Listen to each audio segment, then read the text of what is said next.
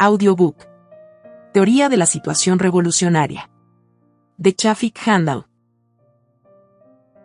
Hacia junio de 1987, y para la inauguración de la capacitación en la educación política, para el desarrollo de cuadros en la etapa final de la Guerra Popular Revolucionaria, Shafik Handal ofreció una larga exposición sobre el devenir del movimiento revolucionario que hasta ese año se había gestado. Un fragmento de dicha exposición es la que tienen en sus manos. Crisis estructural del modelo capitalista en El Salvador, en la segunda mitad del siglo XX. El resultado de la guerra con Honduras fue la ruptura del mercado común centroamericano y con ello el surgimiento de la crisis estructural del nuevo modelo de desarrollo que ya empezaba a manifestarse. Desde 1967. Aquel modelo centroamericano de desarrollo que había sido diseñado para 50 años cesó después de 10 años de funcionamiento eficaz y se abrió una nueva etapa más compleja de la crisis estructural. Se había atravesado por un momento de atenuación, pero entonces estalló una nueva crisis, mucho más compleja, que impactó a más sectores sociales, a masas más grandes en un momento en que el proceso de industrialización en el MCCA había traído cambios en la composición clasista. La clase obrera semiartesanal, que era portadora de las tradiciones de lucha, se debilitó mucho y, como estaba vinculada a formas más atrasadas de la producción, no pudo traspasarse a las formas modernas. En las fábricas, por ejemplo, a los artesanos no los admitían porque, por lo general, lo más que tenían de estudio era segundo o tercer grado de primaria y apenas sabían leer y escribir. La mayoría de ellos habían aprendido en el taller con el dueño del mismo, su juventud la habían pasado en los talleres como aprendices. En las fábricas exigían dos requisitos, que eran como barreras que estas personas no podían superar. El primero, límite de la edad. Los obreros artesanales tenían mayor edad de lo que los empresarios ponían como requisito de ingreso a las fábricas. Aquellos quienes se pasaban de la edad se quedaban sin trabajo y eso generaba un gran desempleo. El segundo requisito era el nivel académico.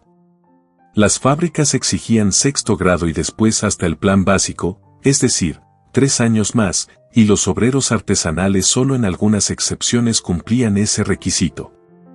Esa vieja clase obrera no se pudo involucrar en el proceso de industrialización y entonces se formó una nueva clase obrera, con muchos vínculos con la pequeña propiedad, que recién en los años 70 empezó a tomar conciencia. No era una clase obrera de ciudad. Esta había roto los vínculos con la propiedad. Pero sí tenía sexto grado. ¿De dónde podían venir quienes habían recibido sexto grado? De los campesinos medio acomodados, los hijos de comerciantes pequeños y los pequeños agricultores de las ciudades del interior del país. Estos eran los que podían darles esos niveles de escolaridad a sus hijos. Desde el punto de vista formal de las relaciones económicas, ellos eran obreros, pero desde el punto de vista de sus vínculos clasistas, de su ideología, realmente no habían roto con los intereses pequeño burgueses, de pequeños propietarios.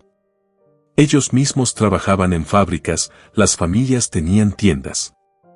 Algunos de ellos, al mismo tiempo eran prestamistas, no era un gran número, pero ese caso se daba, trabajaban en la fábrica para prestarle dinero a otros trabajadores y cobrar el día de pago. Existían prestamistas del 10% mensual. Esa era la nueva clase obrera que surgía, con una mezcla de mentalidad campesina, pequeño burguesa. En ese periodo llegaron a tener una gran fuerza las organizaciones controladas por la Federación Americana del Trabajo, Congreso de Organizaciones Industriales, AFL-CIO. Por la Organización Regional Interamericana de Trabajadores, ORIT, y por el Instituto Americano del Sindicalismo Libre que se creó en ese tiempo como parte del Programa de Alianza para el Progreso. El Instituto Americano para el Sindicalismo Libre no era una organización laboral. Era una agencia del gobierno de los Estados Unidos para influir en el movimiento laboral en América Latina. En esa época, estos organismos lograron ejercer una gran influencia y dividieron la base obrera del partido. El movimiento obrero que el partido dirigía se debilitó profundamente. Las fábricas producían con costos más bajos y con una calidad superior. Los talleres artesanales quebraron en su gran mayoría. No lograron subsistir frente a las fábricas y los que no quebraron se reacondicionaron. Quienes eran dueños de talleres se convirtieron en comerciantes. En el caso de un taller de calzado, por ejemplo, no podía competir con la fábrica. Existían leyes laborales que habían sido aprobadas, era obligatorio pagar el séptimo día o día de descanso semanal, pagar indemnizaciones, pagar la cuota del seguro social y pagar vacaciones. ¿Qué hicieron los dueños del taller? Cerraron. En algunos casos se convirtieron en tiendas de calzado y a sus antiguos trabajadores les dijeron, bueno, yo te voy a dar los materiales para que produzcas en tu casa. El fin de semana me lo traes. Aquí yo te voy a pagar a tanto el par de zapatos, y le pusieron un precio muy bajo por unidad para poder competir con la fábrica. Así resolvieron el problema de la jornada laboral y las obligaciones patronales. Desde el punto de vista del Código de Trabajo, dejó de haber una relación laboral y pasó a ser un contrato comercial. No había obrero ni patrón, había comerciante y trabajador libre que le vendía su producto al comerciante. Entonces no tenían que pagar el séptimo día, ni seguro social, ni vacaciones, ni jornada de trabajo, ni horas extra. El trabajador le enseñó a producir a la familia, organizó a todos, hasta los niños más pequeños, uno, a pegar un pedacito, otro, a poner la goma, el otro, a golpear la pieza, otro, a clavar.